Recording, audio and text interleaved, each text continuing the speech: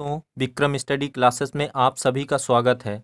आज हम पढ़ने वाले हैं मोडाल्स कुड के सही यूज के बारे में। आप देखेंगे कि जितने भी एग्ज़ाम होते हैं यहाँ से डेफिनेटली क्वेश्चन बनते हैं और इंग्लिश स्पीकिंग के लिए भी मोडाल्स का यूज़ बहुत ही आवश्यक होता है। तो इस तरह से यह टॉपिक हमारे लिए बेहद ही इम्पॉर्टेंट हो जाता है। तो यदि हम आप ये शुरू से लेकर लास्ट तक पूरा वीडियो देख लेते हैं तो कुड का सही यूज आप निश्चित ही कर पाएंगे। डेफिनेटली आप कुड का सही यूज कर पाएंगे। तो चलिए स्टार्ट करते हैं और सीखते हैं कुड के सही यूज के बारे में कि कुड का यूज एक्चुअल में कहाँ पर किया जाता है। तो जैसा कि कुड के यूज के बारे में हम लोग सीखने वाले हैं। तो कुड का पहला यूज होता है टू एक्सप्रेस पास्ट एबिलिटी। क्या एक्सप्रेस करने के लिए? पास्ट की एबिलिटी को एक्सप्रेस करने के लिए हम कुड का यूज करते हैं। पास्ट की एबिलिटी मतलब क्या? बीते हुए। पास्ट मतलब होता है जो समय बीत चुका है, या बीते हुए समय की एबिलिटी का मतलब होता है क्षमता। बीते हुए समय की क्षमता को बताने के लिए एक्सप्रेस करना मतलब होता है बताना। तो टू एक्सप्रेस पास्ट एबिलिटी, बीते हुए समय की क्षमता को बताने के लिए, एक्सप्रेस करने के लिए हम कुड का यूज करते हैं। किसका दोस्तों? कुड का यूज करते हैं। चलिए इसे एग्जाम्पल की सहायता से समझ लेते हैं। जैसे हमने बोला व्हेन आई वाज यंग, जब मैं नौजवान था, यंग था। When I was young, past की बात कर रहे हैं क्योंकि हमने वाज यूज किया है और वाज या वर हमेशा पास्ट में यूज किए जाते हैं। तो व्हेन आई वाज यंग, जब मैं यंग था, आई आई रन 5 किलोमीटर डेली। अब देखिए मैं अपनी योग्यता को बता रहा हूं कि मैं प्रतिदिन 5 किलोमीटर दौड़ता था। कब दौड़ सकता था? ठीक है, तो यहाँ पे कुड का यूज होगा। किसका यूज दोस्तों? कुड का यूज। क्यों यूज हुआ? क्योंकि जब मैं व्हेन आई वाज यंग, जब मैं यंग था, नवयुवक था, तो I could run 5 kilometre daily. मैंने अपनी योग्यता बताई, रन कर सकता था, 5 किलोमीटर प्रतिदिन दौड़ सकता था। तो सकता था, इस सेंस में हमने पास्ट एबिलिटी के लिए कुड का यूज किया। किसका दोस्तों? कुड का यूज। पास्ट की एबिलिटी को बताया कि मैं जब यंग था तो 5 किलोमीटर डेली दौड़ सकता था, और पास्ट की एबिलिटी बताने के लिए यहाँ पर हम कुड का यूज करेंगे। ठीक है दोस्तों, चलिए एक और एग्जांपल लेते हैं। जैसे कि हमने बोला ही कुड हेल्प मी, वह मेरी सहायता कर सकता था। अब देखिए पास्ट की उसकी एबिलिटी है, उसके पास योग्य है, वो किसी की सहायता कर सकता था, मतलब सहायता कर सकने की योग्य था। तो इसीलिए पास्ट की एबिलिटी को बता रहे हैं कि वह आदमी he could he could help me, तो वह सहायता कर सकता था। हमने पास्ट की एबिलिटी बताई कुड के द्वारा कि वह हेल्प कर सकता था। हेल्प क्या है? ये किसी की एबिलिटी बता रहे हैं कि वह हेल्प करने के एबल था, योग्य था। पास्ट की एबिलिटी को बता रहे हैं, किसी काम के योग्य होना। तो ही कुड हेल्प मी, वह मेरी सहायता कर सकता था यूज क्यों किया हमने? क्योंकि पास्ट की बात कर रहे हैं। चलिए एक और एग्जांपल लेते हैं। जैसे हमने बोला she could pass the examination. She could pass the examination, वह जो है परीक्षा पास कर सकती थी। हमने उसकी योग्यता को बताया कि वह परीक्षा पास कर सकती थी। भले ही उसने पास नहीं किया, लेकिन उसके पास वो जो है कोई भी एक्शन करने के एबल थी। नहीं कर पाई, बात अलग है। ठीक है, तो हम क्या बोलेंगे? सी कुड पास द एग्जामिनेशन, वह परीक्षा पास कर सकती थी, वह मेरी सहायता कर सकता था। किया नहीं, बात अलग है। तो इस सेंस में हमने किसका यूज किया? कुड का यूज किया, पास्ट की एबिलिटी को दिखाने के लिए कि वह परीक्षा को पास करने के एबल थी। तो एबल थी, एबिलिटी को बताया, वो भी पास्ट में, तो कुड का यूज किया। तो अगला यूज सीखते हैं कुड का यूज कहाँ पर किया जाता है। तो कुड का अगला यूज है दोस्तों टू एक्सप्रेस, बताने के लिए पोलाइट रिक्वेस्ट। पोलाइट रिक्वेस्ट का मतलब होता है, रिक्वेस्ट और पोलाइट रिक्वेस्ट में बहुत ही अंतर होता है। Very difference between request and polite request. Request, मान लीजिए आप किसी से रिक्वेस्ट करते हैं कि प्लीज़ मुझे माफ़ कर दो। सामान्य सा ऐसे बोल देते हैं कि सॉरी, मुझे माफ़ कर दीजिए, ठीक है, फॉरगिव मी। तो आपने सामान्य से बोल दिया, जनरल तरीके से।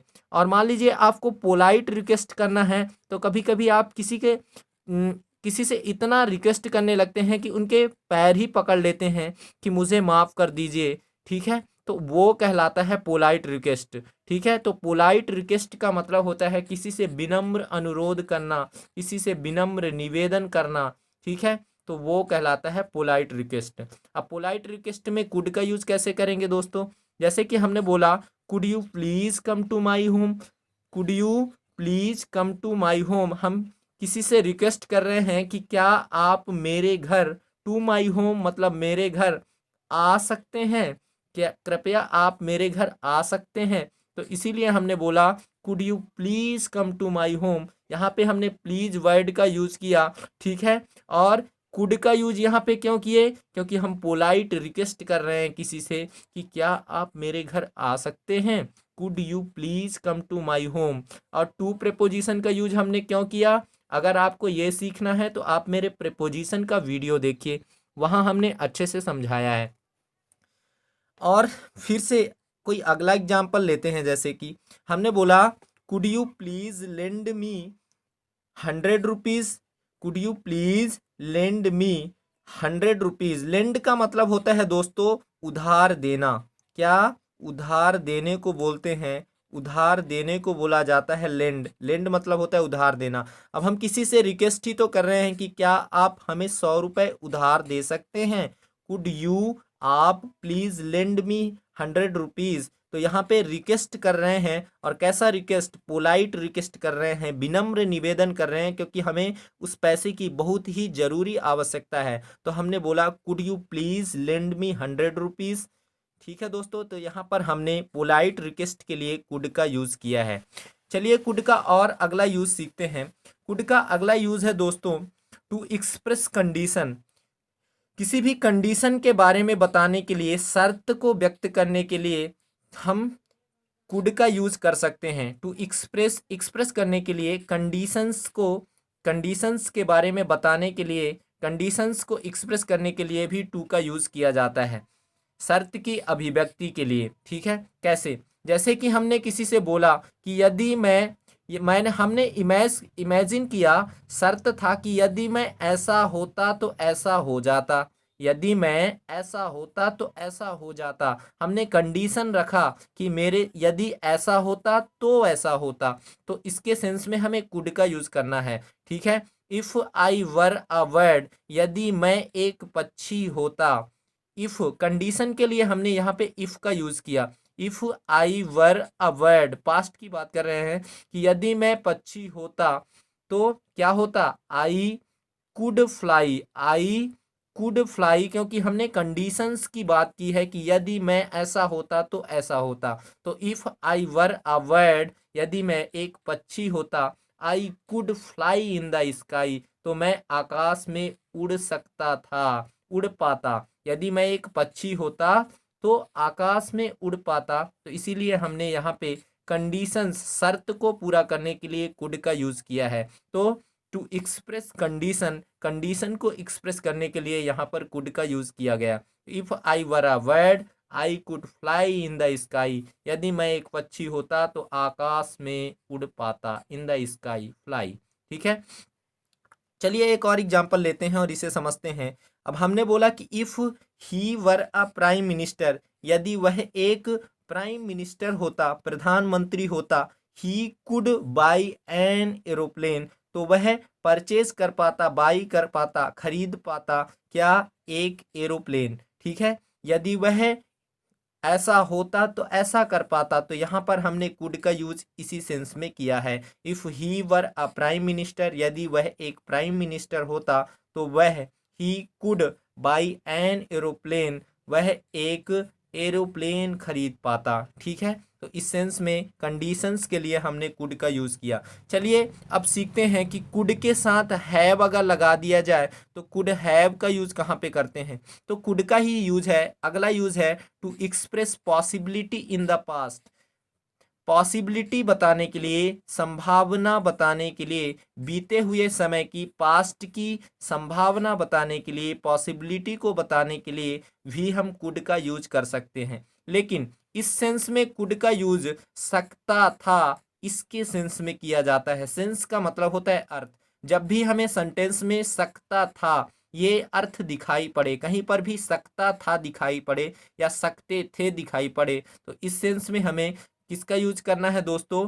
कुड के साथ हैव जोड़ना है। क्या? कुड का ही रूप है, कुड के साथ हैव जोड़ना है जब सकता था या सकते थे ऐसे सेंटेंस, ऐसे शब्द हमको दिखाई दे।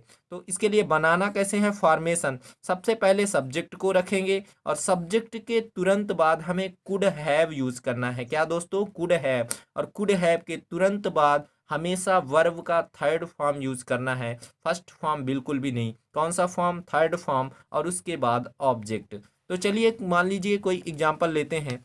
जैसे कि हमने बोला वह मेरे घर आ सकता था। क्या बोला हमने? वह मेरे घर आ सकता था।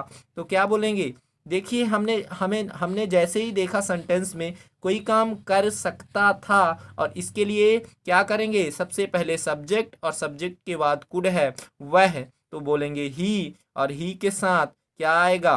कुड हैव आएगा। क्या दोस्तों?